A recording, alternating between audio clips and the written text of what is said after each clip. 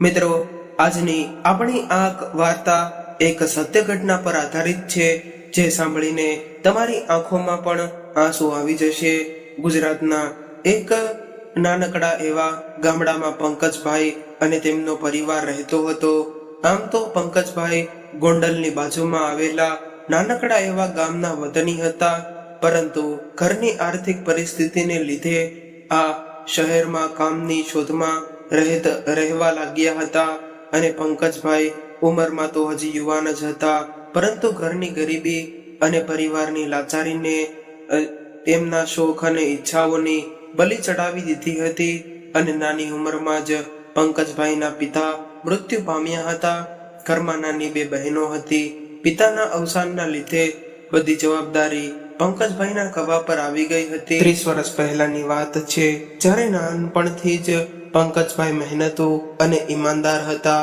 પોતાના જ ગામમાં રહી દાળીઓ કરીને ઘરનું ગુજરાન ચલાવી પિતાની જવાબદારીઓને પૂરી કરતા હતા. પંકજભાઈ અને તેમના માતા બીજાને ત્યાં કાળી મજૂરી કરી અને પોતાની ઘરની આર્થિક પરિસ્થિતિ સુધારવા સતત કામ કરતા હતા. બંને મા દીકરાએ એક દિવસ રાત એક કરી દીધા અને ઘરમાં રહેલી બે બહેનોના લગ્ન કરાવ્યા. બંને બહેનો રાજી ખુશીથી પોતાના સાસરે ચાલી ગઈ. હવે ઘરમાં પંકજભાઈ ફક્ત અને તેમના માતા બંને રહેતા હતા. પંકજભાઈના માતાને ટીબીની બીમારી હતી. હવે તેમની તબિયત વારે વારે બગડતી જતી હતી.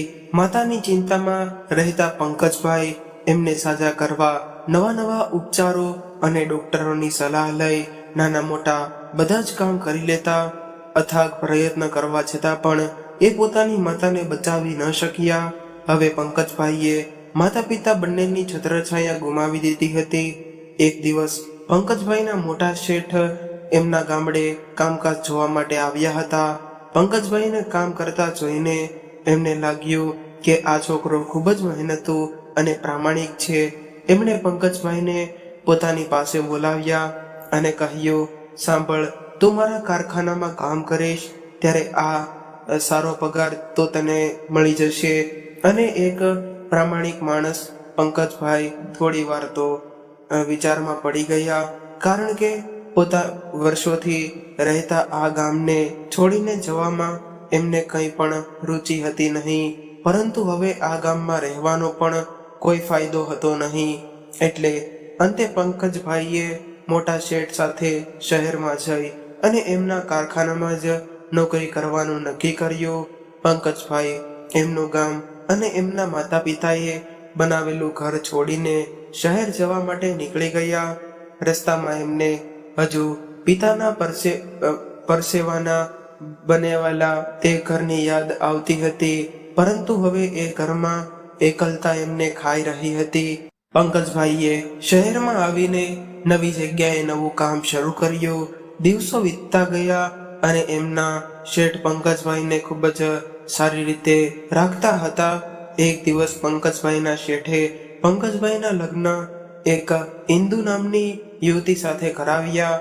હવે તો બંને પતિ પત્ની એકબીજાને સહકાર આપી અને આગળ વધવા માટે પ્રયત્નો કરતા હતા.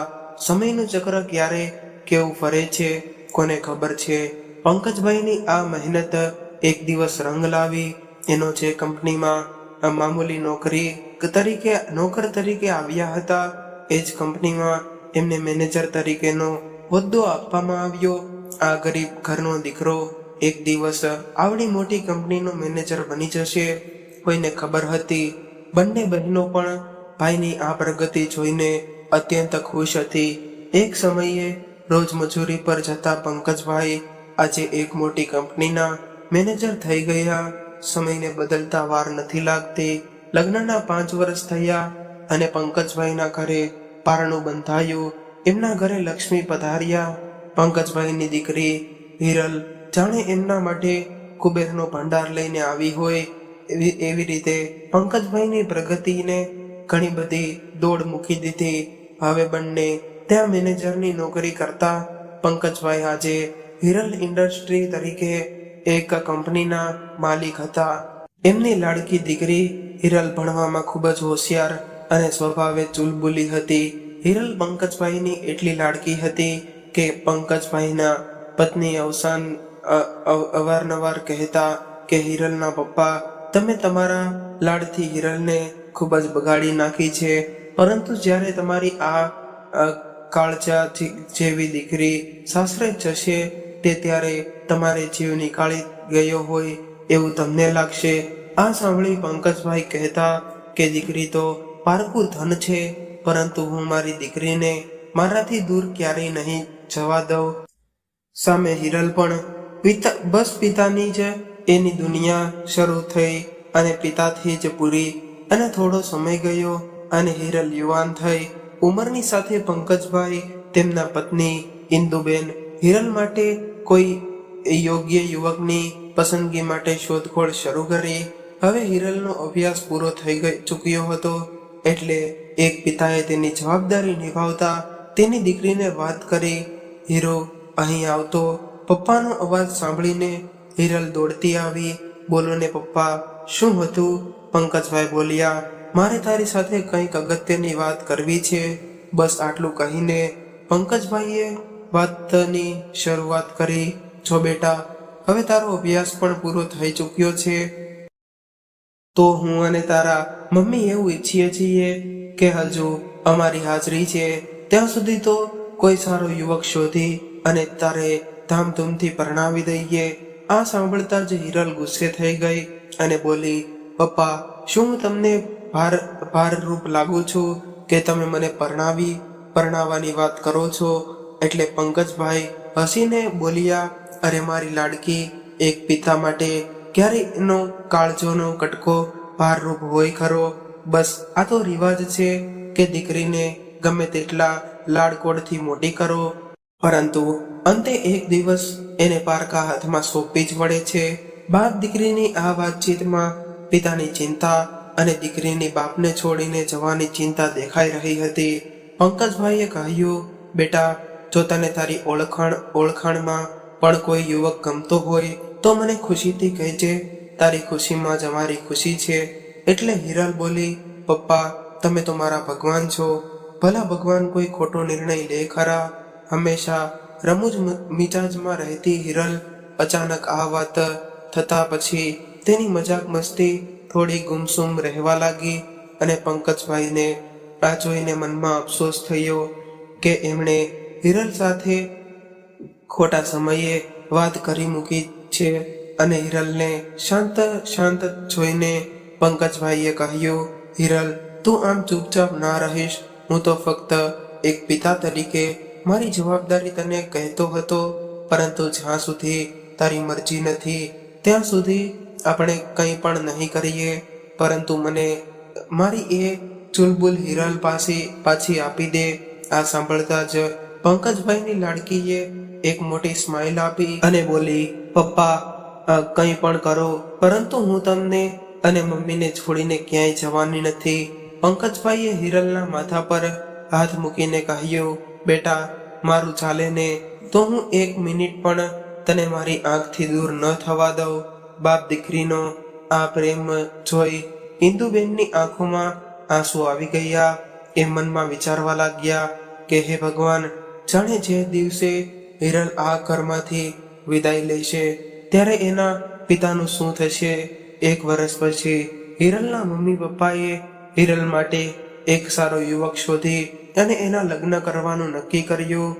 હવે હિરલના આ કડવી વાસ્તવિકતાથી વાકેફ હતી કે એક દિવસ તો એના મમ્મી પપ્પાને છોડી એને કોઈ બીજાના ઘરે જવું જ પડશે.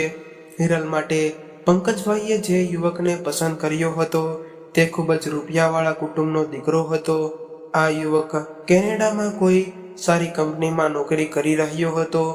એક મા બાપ હંમેશા એવી પ્રાર્થના કરતા હોય છે કે તેમની દીકરીને શ્રેષ્ઠ જિંદગી અને શ્રેષ્ઠ જીવનસાથી મળે. અને હિરલનો સંબંધ જે પરિવારમાં કરવામાં આવ્યો હતો એ પરિવાર સ્વભાવે થોડો આકરો અને અહંકારી હતો. પંકજભાઈને જ્યારે આ વાતની જાણ થઈ ત્યારે થોડું મોડું થઈ ગયું હતું, કેમ કે હવે એમની લાડકીને આ યુવક ખૂબ જ પસંદ કરતો હતો. એટલા માટે દીકરીની ખુશી માટે થઈને એક પિતાએ આ બધું સહન કરી હિરલના લગ્ન પિયુષ સાથે કરવાનું નક્કી કરી લીધું અને હિરલના લગ્ન લેવામાં આવ્યા અને હિરલના સાસરિયાવાળા લોકોએ પંકજભાઈ પાસે અમુક શરતો મૂકી. એમણે પંકજભાઈને કહ્યું, હિરલ, તમારી એકની એક દીકરી છે, એટલે તમારું જે કંઈ પણ છે એ બધું હિરલનું જ છે. પરંતુ જો તમારે તમારી દીકરીને મારા પિયુષ સાથે પરણાવવી હોય તો તમારી આ સંપત્તિ હિરલના નામે નહીં પરંતુ મારા દીકરાના નામે કરાવી દેવી પડશે. પંકજભાઈ બોલ્યા, વેવાઈ, આ સંપત્તિ મેં મારી આખી જિંદગી ખર્ચીને ઊભી કરી છે અને તમે તો મારી દીકરીના થનાર સસરા છો. મારા ઘરની દીકરી કાલે તમારા ઘરની વહુ બનશે. હું મરી જાઉં પછી સંપત્તિ હિરલ અને પિયુષની જ છે ને? પરંતુ અમે જીવીએ છીએ ત્યાં સુધી તો અમારે પણ સંપત્તિની જરૂર પડે ને? પિયુષના પપ્પા બોલ્યા કે બધું અમે નથી જાણતા, પરંતુ જો તમે તમારી દીકરીને પરણાવવા માંગતા હોય તો અમારી આ શરત માનવી પડશે. પંકજભાઈ મનમાં ને મનમાં વિચારવા લાગ્યા કે પોતે ખૂબ જ મહેનત કરીને આ સંપત્તિ ઊભી કરી છે અને પળવારમાં આ બધું બીજાને કેમ આપી દેવું. એક બાજુ પરસેવાથી ઊભી કરેલી આ સંપત્તિની સુગંધ અને બીજી બાજુ ખડખડાટ હસતી એમની લાડકીની ખુશીઓ. અંતે પંકજભાઈએ પોતાની દીકરી માટે વર્ષોથી ભેગી કરેલી એમની મૂડી એમના થનારા જમાઈના નામે કરવાનું નક્કી કર્યું. એમણે વિચાર્યું કે એમની પાસે જે કંઈ પણ છે એ એમની દીકરીની ખુશીઓથી ઉપર તો નથી ને. પંકજભાઈ એ સામેવાળાની શરતોને માની અને પોતાની દીકરીની ખુશીનો સોદો કર્યો હોય એવું લાગતું હતું. પરંતુ હિરલની ખુશી જોઈ એમને સંપત્તિ છોડ્યાનો કોઈ અફસોસ હતો નહીં. એમણે ઘરે આવીને એમના પત્નીને આ વાત કરી. આ વાત સાંભળતા જ ઇન્દુબેન ત્યાં જ બેસીને રડવા લાગ્યા. હિરલના પપ્પા, આ લોકો આટલા સદ્ધર હોવા છતાં પણ આટલા લાલચુ કેમ છે? શું આપણે આપણી હિરલને કોઈ ખોટા કર્મ તો નથી આપી રહ્યા ને? પંકજભાઈ બોલ્યા, અરે ના, આપણે હિરલને જે ઘરે આપીએ છીએ એ ઘર આપણા શહેરનું સૌથી સદ્ધર અને પ્રખ્યાત પરિવાર છે. હું સમજુ શકું છું કે એક માં છે, પરંતુ પોતાની દીકરીની ખુશી માટે આપણે શું એક નાનકડું એવું બલિદાન પણ ન આપી શકીએ? ઇન્દુબેનનું મન માનતું ન હતું, પરંતુ પંકજભાઈની વાતનું માન રાખીને એમણે પંકજભાઈને હિંમત આપી, કઈ વાંધો નહીં હિરલના પપ્પા, આપણી દીકરીની વિશેષ આ દુનિયામાં આપણા માટે બીજું કંઈ પણ નથી. આપણે ધામધૂમથી હિરલના લગ્ન કરીશું. લગ્નને બસ થોડો જ સમય બાકી હતો. હવે આ ઘરમાં હિરલના રહેવાનો સમય રેતીની જેમ સરકી જતો હતો અને પંકજભાઈ એક દિવસ પણ હિરલને છોડીને ક્યાંય જવાનું પસંદ નહોતા કરતા. આ બધી વાતથી અજાણ હિરલ પિતાને પોતાના લગ્ન માટે બેચેન જોઈને પૂછતી, પપ્પા, કેમ તમે કંઈ બોલતા નથી? શું તમારા મનમાં કોઈ ચિંતા છે? કંઈ થયું છે? આમ તો પંકજભાઈ અને હિરલનો સંબંધ તો એવો હતો કે બાપ દીકરી એકબીજાને નાની મોટી બધી જ વાતો કહેતા હતા. પરંતુ આ વાત કહીને પંકજભાઈ હિરલને નિરાશ કરવા નહોતા માંગતા અને સામે એમને એક પણ ડર હતો કે તેમની સ્વાભિમાની દીકરી આ વાત સાંભળતા જ સંબંધ તોડી નાખશે. થોડા દિવસો વીત્યા પછી એ દિવસની બધી જ વાતો કહેતા હતા, પરંતુ આ વાત કહીને પંકજભાઈ હિરલને નિરાશ નહોતા કરવા માંગતા અને સામે એમને ડર પણ હતો કે તેમની સ્વાભિમાની દીકરી આ વાત સાંભળતા જ સંબંધ તોડી નાખશે. થોડા દિવસો વીત્યા પછી એ દિવસ આવી જ ગયો જ્યારે પંકજભાઈને એમના કાળજા કેરા કટકાને બીજાના હાથમાં સોંપવી પડી અને ખૂબ જ ધામધૂમથી લગ્નની તૈયારીઓ કરવામાં આવી. હિરલને ગમતી બધી જ વસ્તુને લઈને પંકજભાઈએ એના લગ્ન ખૂબ જ ધામધૂમથી કર્યા. પોતાની નાનકડી એવી હિરલને લગ્નના કરચોડામાં જોઈને પંકજભાઈ થોડીવાર માટે તો જોતા જ રહી ગયા. એમની નજર સામે હજુ તો એ દ્રશ્ય ભૂલાઈ નહોતું જ્યારે પોતે કામ પરથી આવતા ત્યારે એમની લાડકી હિરલ દોડતી આવતી અને કહેતી, પપ્પા મારા માટે શું લાવ્યા છો? અને આજે એ જ દીકરી લગ્નના દિવસે પિતા સામે ચાલીને આવી રહી હતી. સમય તો ઘણો આગળ વધી ગયો હતો, પરંતુ માતા પિતા માટે એના સંતાન હંમેશા નાના જ રહે છે. પંકજભાઈ તરફ આવતા હિરલના એક એક પગલા હિરલના બાળપણથી લઈને અત્યાર સુધીની યાદગાર પળોની મીઠી યાદ અપાવતા હતા. આંખોમાં આંસુ અને મોઢા પર સ્મિત સાથે પંકજભાઈ હિરલની પાસે ગયા અને બોલ્યા, કેમ તે તો કીધું હતું ને કે પપ્પા હું તમને છોડીને ક્યાંય નહીં જાઉં, તો પણ આજે તારા પપ્પાને છોડીને જતી રહીશ. પોતાના પપ્પાની આ વાત સાંભળીને હિરલની આંખોમાં પણ આંસુ આવી ગયા અને તે પપ્પાને ભેટીને રડવા લાગી. પપ્પા તમારા જેટલું મારું ધ્યાન કોણ રાખશે? પંકજભાઈએ હિરલને હસતા મોઢે કહ્યું, અરે દીકરી, હવે તું તારી બધી જવાબદારી પિયુષના હાથમાં સોંપી રહ્યો છું અને મને ખાતરી છે કે એ તારું પૂરેપૂરું ધ્યાન રાખશે. બસ એટલું કહી બાપ દીકરીએ માંડવા તરફ પગ માંડ્યા અને હિરલના મનમાં અનેક પ્રશ્નોનું વાવાઝોડું ચાલી રહ્યું હતું, પરંતુ એના પપ્પા વધારે ઢીલા ન પડે એટલા માટે પોતે એના વર્તનમાં કંઈ દેખાવા માંગતી ન હતી અને શહેરમાં રહેતા બધા વેપારીઓ અને સગા સંબંધીઓએ લગ્નમાં આવવાનું આમંત્રણ હતું.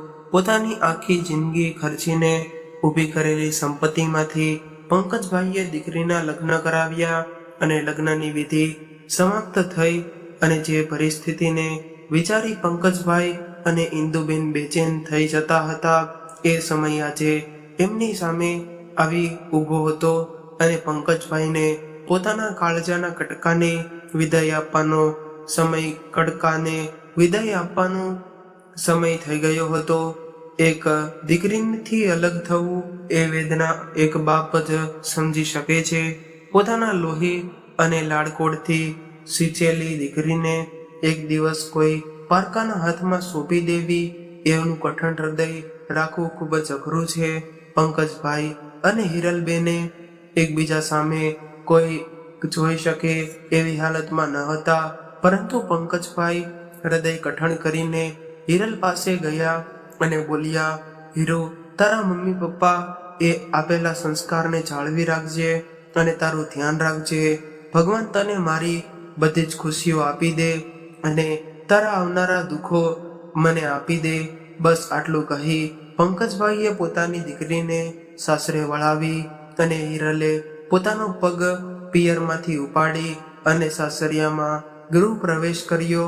પિયુષ અને હિરલને તો કેનેડા જવાનું હતું, પરંતુ હજુ તો નવા લગ્ન હતા અને સંબંધીઓને મળવાનું બાકી હતું. એટલા માટે આ નવ દંપતી 1 મહિનો પોતાના ઘરે રહી ત્યારબાદ કેનેડા જવા માટે નીકળવાના હતા. હિરલ સાસરે ખૂબ જ ખુશ હતી. એ પંકજભાઈ ને ફોનમાં કહેતી, પપ્પા બધા સ્વભાવના ખૂબ જ સારા છે અને તમારી કે મમ્મીની કમી મહેસૂસ નથી થવા દેતા. આ વાત સાંભળી પંકજભાઈના મનને નિરાશ થઈ કે બસ પોતાની દીકરી માટે જ એમણે આ બધું કર્યું છે.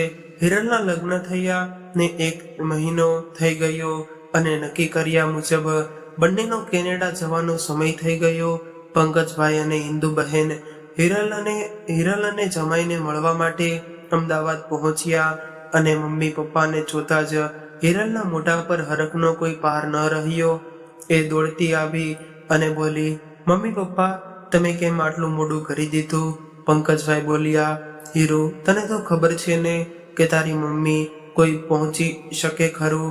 એ તારા માટે અને તને ભાવતી બધી વાનગીઓ બનાવતી હતી. તારી મમ્મી કહે કે ખબર નહીં હવે હિરલ આપણને પાછી ક્યારે મળે, એટલા માટે હું અત્યારે જ એને ભાવતું બધું જમાડી દઉં, કેમ કે કેનેડામાં સુખ સુવિધા વાળી જિંદગી તો હશે, પરંતુ મમ્મીના હાથનો આ સ્વાદ નહીં મળે. એટલે હિરલ બોલી, હા પપ્પા, સાવ સાચી વાત છે. મારી પાસે બધું હશે, પરંતુ તમે બંને નહીં હો. બસ એટલી વાતચીત કરતા જ ત્યાં તો હિરલની ફ્લાઇટનો સમય થઈ ગયો અને ઘરના સભ્યોને વિદાય આપી હિરલે પિયુષ સાથે કેનેડા તરફ જવાનો પહેલો કદમ મૂક્યો. અને ન જાણે કેમ ઇન્દુબહેન સાવ શાંત થઈ અને હિરલ તરફ જોતા હતા. પંકજભાઈએ પૂછ્યું, ઇન્દુ કેમ આમ ચૂપચાપ જુએ છે? એટલે તેમણે કહ્યું, ખબર નહીં કેમ પણ આજે મારો જીવ ખૂબ જ મૂંઝાય છે અને મને એવું લાગે છે કે હિરલ આપણી પાસે પાછી આવશે કે નહીં. પંકજભાઈ બોલ્યા, અરે ગાંડી, આપણી દીકરીને આટલું સારું સાસરું મળ્યું છે, દીકરા જેવો જમાઈ મળ્યો છે, તો આટલી ચિંતા શેની કરે છે? થોડો સમય જવા દે, હિરલ ફરી આપણને મળવા આવશે. અહીં હિરલ કેનેડા ગઈ અને શરત મુજબ બધી સંપત્તિ પિયુષના નામે કરી અને પંકજભાઈ અને ઇન્દુબહેન તેમના ગામડે પરત ફરી ગયા. અને હિરલ આ વાતથી પૂરેપૂરી અજાણ હતી. હિરલ કેનેડા ગઈ એને 3-4 દિવસ થઈ ગયા હતા. એક દિવસ હિરલનો ફોન આવ્યો. દીકરીને ખુશ જોઈને માતા પિતાને સંપત્તિ ગુમાવ્યાનો કોઈ અફસોસ હતો નહીં. કેનેડા ગયા પછી શરૂઆતમાં 2-3 દિવસે હિરલ સાથે વાત થતી, પરંતુ ધીમે ધીમે હિરલના ફોન આવવાનું ઓછું થઈ ગયું. માતા પિતાએ એમ વિચારીને મન વાળી લીધું કે ચલો દીકરી પોતાના પરિવારમાં સુખી છે. પહેલા જ્યારે પણ હિરલનો ફોન આવતો તો તેના અવાજ પરથી એની ખુશી સમજાઈ જતી હતી, પરંતુ ધીરે ધીરે એના અવાજમાં ઉદાસી લાગવા લાગી. અને પંકજભાઈએ ઘણી વખત હિરલને પૂછ્યું પણ ખરું કે શું વાત છે હિરલ? હિરલ દર વખતે એવું જ કહેતી કે બધું બરાબર છે પપ્પા, અત્યારે મારે કામ છે, થોડી વાર પછી તમને ફોન કરું એમ કહીને હિરલ ફોન મૂકી દેતી. આ વખતે 15 દિવસ થઈ ગયા, પરંતુ હિરલનો ફોન ન આવ્યો. પંકજભાઈને હિરલની ચિંતા થઈ હતી.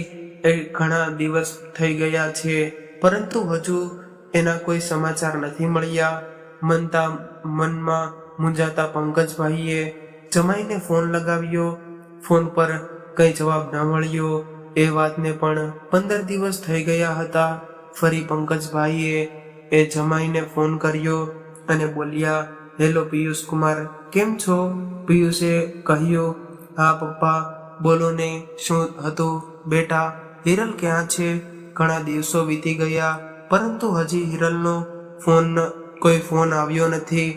એટલે પિયુષે કહ્યું, પપ્પા એમાં એવું છે ને કે કેનેડા ફરવામાં હિરલ તમને ફોન કરવાનું ભૂલી ગઈ હશે અને અત્યારે હિરલ એના કામથી બહાર ગઈ છે અને આવે એટલે તમારી સાથે વાત કરાવી દઈશ. બસ એટલું કહીને પિયુષે ફોન મૂકી દીધો. આ વાત સાંભળીને પંકજભાઈના મનને થોડી રાહત થઈ અને હિરલના ફોનની રાહ જોતા પંકજભાઈ ફોનની બાજુમાં કલાકો સુધી બેઠા રહ્યા, પરંતુ હિરલનો કોઈ ફોન આવ્યો નહીં.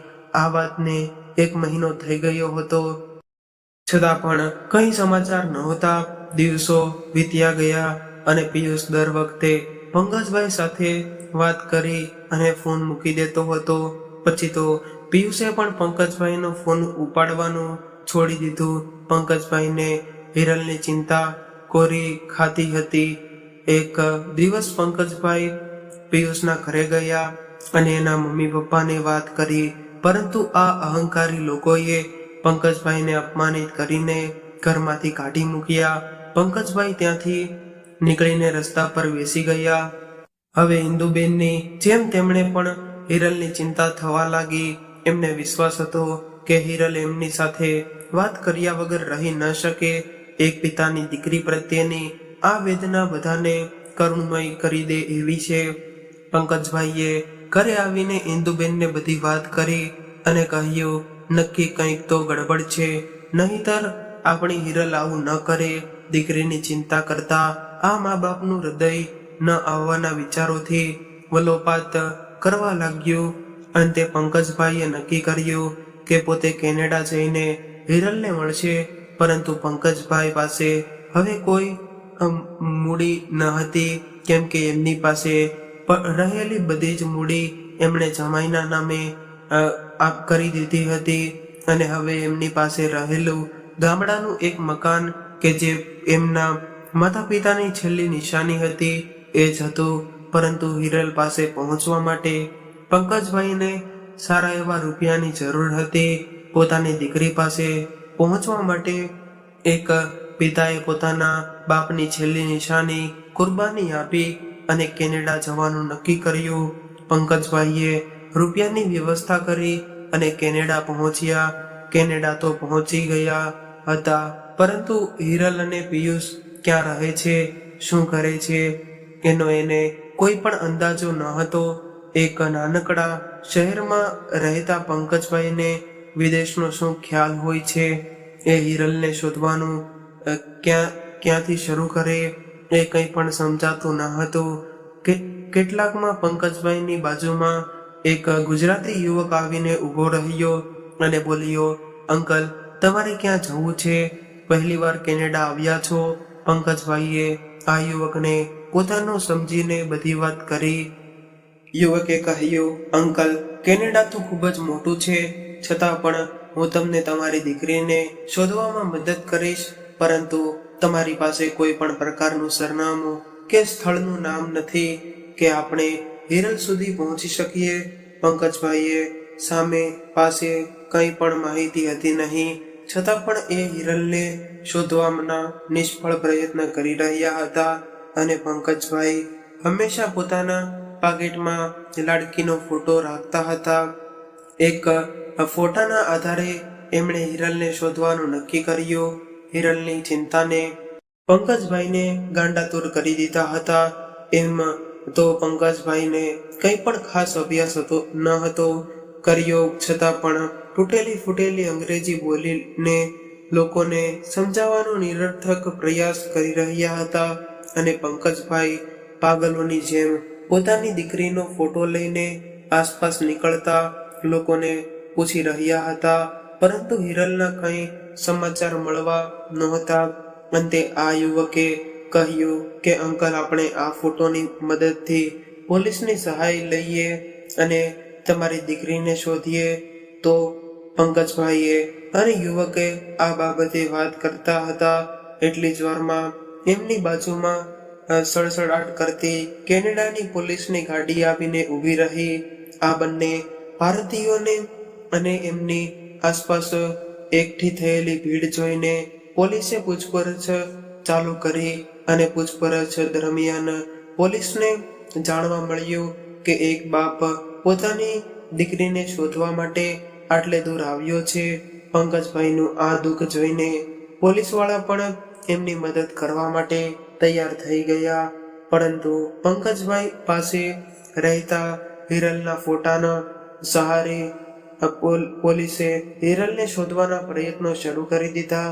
અને ફોટા આપ્યા ને થોડા જ સમય થયો હતો કે એટલી જ વારમાં એક કેનેડામાંથી સ્થાયી થયેલા એક યુવકે જણાવ્યું કે પિયુષ જે હિરલનો પતિ છે એ આ યુવક સાથે જ નોકરી કરે છે અને આ યુવકને પિયુષનું ઘર પણ ખબર છે.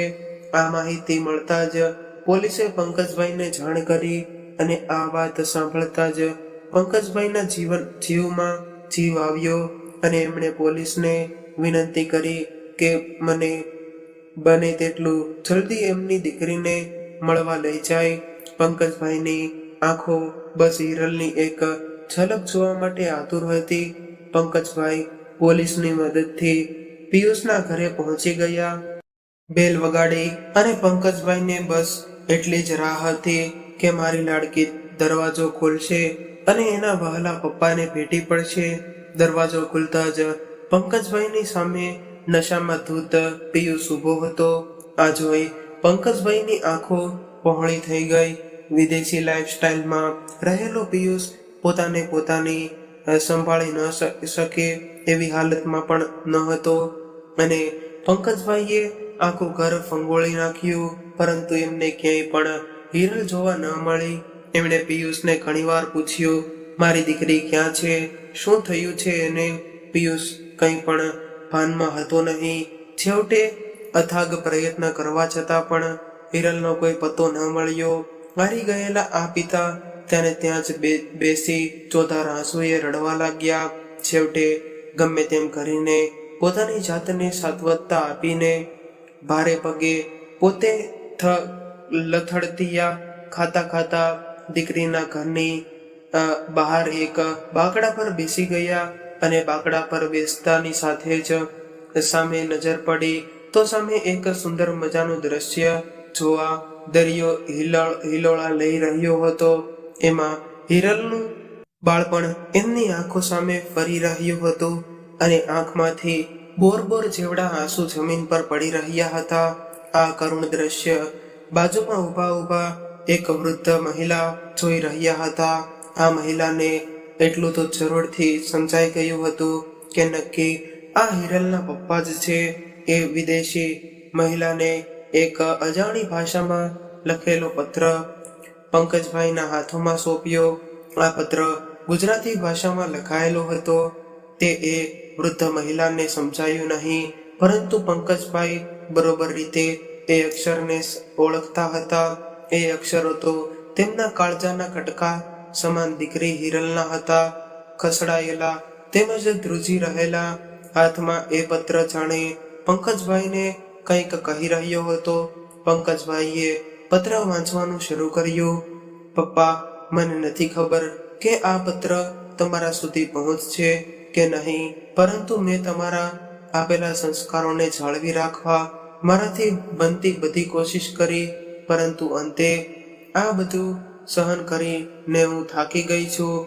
મારું આ દુઃખ હું તમને કહીને વધારે દુઃખી કરવા નહોતી માંગતી.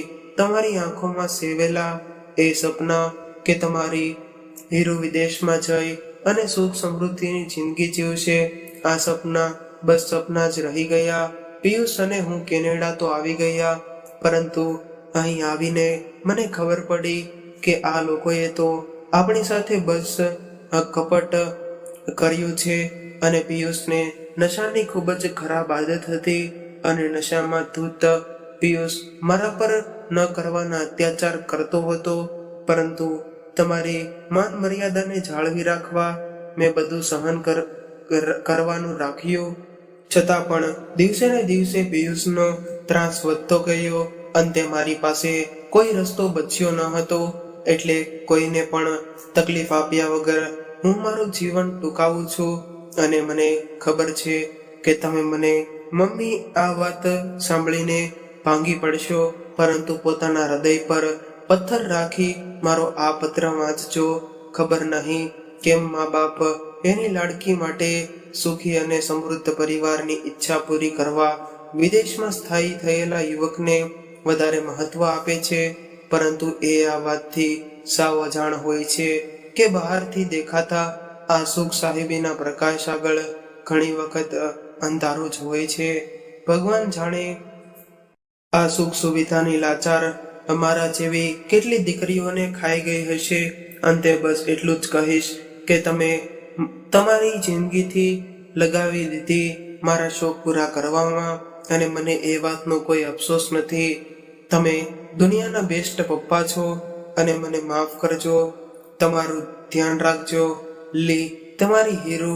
બસ આટલું વાંચતા જ પંકજભાઈના હાથ જાણે બરફ બની ગયા હોય એમ કઠણ થઈ ગયા હતા. થોડી વાર માટે તો એમને કંઈ પણ સમજાયું નહીં કે આ શું થઈ ગયું. દીકરીને ગુમાવ્યાનો આઘાત પંકજભાઈ સહન ન કરી શક્યા. પંકજભાઈ રડવા લાગ્યા અને બાંકડા પર બેઠા જ પડી ભાંગ્યા. અને દીકરીની આવી અણધારી વિદાય જોઈને પંકજભાઈ પોતાને સંભાળી ન શક્યા. દીકરીની ખુશી માટે કરેલા બધા ત્યાગના બદલે એમને એમની દીકરીની ખોવી પડી, અને દીકરીને સર્વશ્રેષ્ઠ સાસરું આપવાની લાલચમાં પંકજભાઈએ એ વારસાત ભૂલી ગયા કે કપટી માણસ કોઈ દિવસ સારો સગો હોતો નથી. અને આ વાત એમને પોતાની દીકરીનો જીવ આપીને સમજાણી. આ આઘાત તેમના માટે એટલો અસહ્ય હતો કે તેમને ત્યાં બેઠા હૃદયનો હુમલો આવી ગયો. મિત્રો, આજની આ વાર્તા તમને કેવી લાગી અને તમે કયા શહેરમાંથી સાંભળી રહ્યા છો તે કોમેન્ટ કરીને જરૂરથી જણાવજો. અને જો વાર્તા ગમી હોય તો લાઈક કરીને વધુમાં વધુ શેર કરજો. અને આવી જ અવનવી વાર્તા સાંભળવા માટે ચેનલને જરૂરથી સબસ્ક્રાઇબ કરજો.